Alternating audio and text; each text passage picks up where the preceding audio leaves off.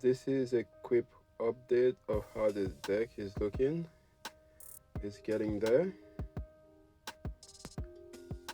I'm done putting most of the tape on top of the joist. I gotta add some more support coming from the 4x4 to the beams and joists.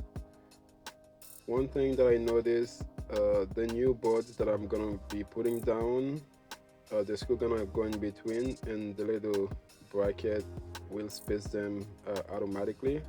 The one that I put before that, I had to screw them from the top and I did not space them like the new one gonna be, but I think it should be fine.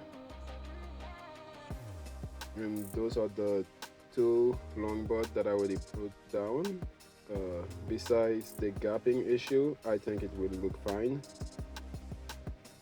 Subscription is free and have a good one.